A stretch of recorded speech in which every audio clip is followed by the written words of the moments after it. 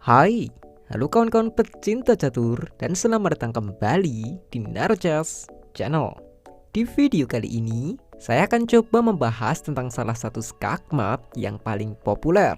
Skakmat ini dinamakan dengan skakmat blind swine, atau dalam bahasa Indonesia adalah babi buta.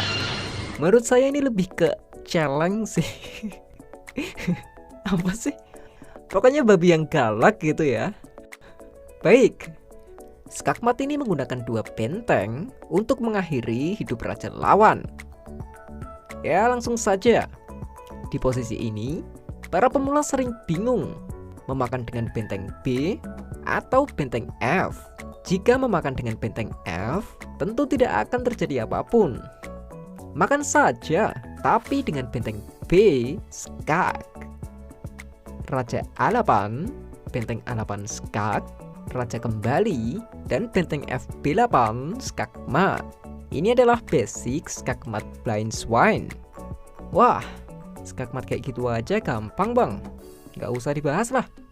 Siap master, tapi izinkan saya untuk membahas ini untuk pemula. Tapi nggak pemula juga sih. Seperti biasa, saya sudah buatkan contoh puzzle untuk kalian. Dan yang perlu kalian ketahui, buat puzzle itu nggak mudah loh. Oke, ini adalah posisi ending. Hitam sangat diunggulkan karena unggul 2 pion, dan pion B yang selangkah lagi akan promosi menteri. Sangat tipis sekali kesempatan putih untuk menang. Tapi dia adalah seorang profesional dalam catur. Sebelum menyerah, dia punya langkah kuda ke D4, mengancam benteng. Ancaman yang sebenarnya sia-sia. Hitam bisa saja berpromosi menteri dan tentu akan menang. Tapi dia memilih mengamankan bentengnya dulu ke C1. Guys, ini blunder fatal. Kuda D4 ini bukan hanya mengancam benteng, tapi sebenarnya pion E6 inilah yang menjadi target utamanya. Langsung saja putih memakan pion E6, dan ini adalah skakmat dalam 7 langkah. 3 opsi untuk hitam: memakan kuda, pion H5, atau promosi menteri. Mari kita lihat jika pion promosi menteri. Langsung saja benteng kali F7 dan menghasilkan 2 ancaman skakmat. Jika benteng kali benteng, maka benteng B8 skak, benteng menutup, dan benteng kali benteng skakmat. Atau benteng E8, maka benteng G7 skak, petak F8 dijaga kuda ya. Jadi paksa raja ke H8, benteng kali H7 skak, raja G8, dan benteng B ke G7 skakmat. Oke, kembali. Apa yang terjadi jika pion memakan kuda? Sama saja benteng G7 skak, raja H8, benteng kali G7 skak, raja kembali, dan benteng B ke G7 skakmat. Opsi terakhir adalah pion ke H5. Ide yang bagus, tapi percuma saja. Kuda tetap kali benteng, dan apapun yang dilakukan hitam saat ini akan sia-sia karena dia tidak bisa melakukan skak. Ya, misal pion promosi menteri, simple kuda balik lagi. Jika pion kali kuda, maka benteng B8 skakmat. Menteri ke B2 dengan ide melindungi petak G7. Sayang sekali benteng B8 skak, raja H7, kuda G5 skak, raja H6, kuda kali F7 skak, raja H7, kuda G5 double skak, raja H6, dan benteng H7 skakmat. Sangat disayangkan, hitam kalah karena tidak tahu taktik. Oke, lanjut ya. Baik, di posisi ini putih kalah perwira dan kalah posisi. Bahkan yang membuat keadaan lebih parah lagi, sekarang giliran hitam. Dan pion D2 diserang 3 kali dengan kedua benteng dan gajah. Di sini hitam mulai berpikir memakan pion dengan gajah atau dengan benteng, atau bisa juga memakan pion H2 dengan menteri, dan skakmat tidak terhindarkan lagi. Tapi sayangnya itu hanya kalkulasi hitam. Memakan pion D2 dengan gajah adalah gerakan terbaik untuk hitam. Kebimbangan mulai hilang, dan hitam memutuskan memakan pion D2 dengan benteng. Serangan yang begitu dahsyat. Benteng mengancam menteri, mengancam pion D2, dan yang paling penting mengancam skakmat ke D1. Jika kita menggunakan logika yang normal, putih akan melindungi baris 1 kan? Tapi coba lihat dulu apa yang terjadi. Misal menteri ke C1. Hitam akan memainkan benteng kali E2, skak.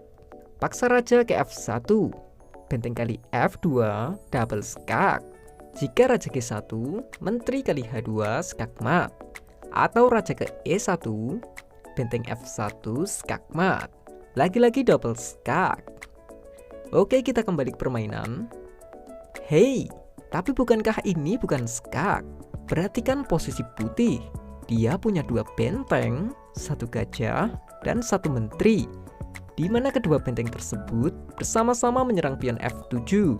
Gajah mengunci petak F8 untuk raja. Ya, salah satu planning putih adalah memakan pion F7 dengan benteng. Dengan ancaman skak mat menteri ke G7, sudah tidak bisa ditanggulangi lagi. Sayangnya, jika benteng memakan pion, putih akan terlebih dulu mainkan benteng D1 skak mat. Ya, simple, tapi sangat mematikan. Gerakan saja menteri kalian ke G7 skak. Yap, kalian mengorbankan menteri. Gerakan paksa raja memakan menteri dan benteng F kali F7 skak. Raja G8, benteng G7 skak. Raja tidak bisa ke F8 karena dijaga gajah ya. Jadi raja ke H8, benteng H7 skak, raja G8, dan benteng B ke G8, blind swine mate, skak mat babi buta. Baik, untuk tambahan referensi saya akan perlihatkan kalian pada partai Paul Morphy melawan Mauryan pada 1863. Fakta menariknya di sini Morphy ngeburu kuda ya. Oke. Di langkah yang ke-33, Morphy memainkan benteng ke D7. Dia mencari posisi untuk bisa meskak mat blind swine. Dibalas Mauryan dengan gajah C4, menyerang pion A2, juga melindungi petak F7 dan G8 jika nanti benteng pergi. Yang perlu kalian ketahui, dalam catur, kalian juga harus tanamkan kesabaran kan? Ada yang tahu ide Morphy ini? Ya, benteng G7 skak, raja H8, dan kuda ke F8, mengancam benteng dan mengancam skak mat ke G6. Sayang sekali di sini, hitam bisa melakukan draw dengan benteng E1 skak. 2 pilihan untuk raja, G2 atau F2. Tapi jika raja G2, benteng kali A2 skak, raja H3, gajah F1 skak, raja H4, dan benteng kali H2 skak mat. Atau raja ke F3, gajah D5 skak, raja F4, benteng F2 skak mat. Oke, kembali. Jadi raja ke F2, benteng E2 skak, raja F3, benteng A3 skak, raja F4, dan benteng ke F2 skak mat.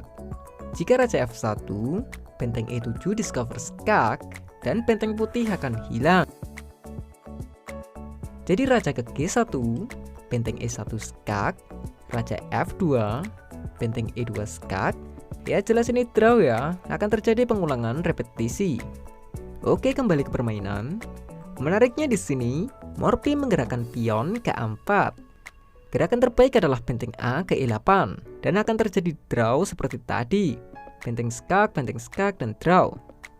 Tapi di sini, Mauryan memakan pion dengan N pasan. Kini jebakan Morphy sukses. Baru dia menggerakkan benteng G7 skak seperti tadi. Paksa raja H8, lanjut kuda ke F8, mengancam skak mat ke G6 yang sudah tidak bisa ditanggulangi lagi. Dan di sini Mauryan menyerah karena memakan dengan kuda akan terjadi skak mat blind swine seperti tadi. Benteng E1 skak, raja F2, benteng E2 skak. Sekarang raja berani naik ke F3 karena petak A3 tertutup oleh pionnya sendiri. Kemenangan untuk Paul Morphy sudah jelas. Iya, tapi sebenarnya dalam game aslinya, setelah kuda F8, Mauryan menyerah. Sangat menarik. Benteng kali kuda, benteng H7 skak, raja G8, dan benteng G7 skak mat. Oke lah, di sini saya hanya menambah referensi kalian dalam mengembangkan skak mat blind swine. Saya harap video ini bisa bermanfaat buat kalian. Dan oke lah kawan-kawan, sekian dulu video kali ini. Jika kalian suka video-video catur seperti ini, silahkan klik like dan juga subscribe channel Naruchess ini agar saya bisa lebih bersemangat lagi dalam membuat video-video catur selanjutnya. Dan adanya salah kata, saya mohon maaf. Salam chess lovers, terima kasih.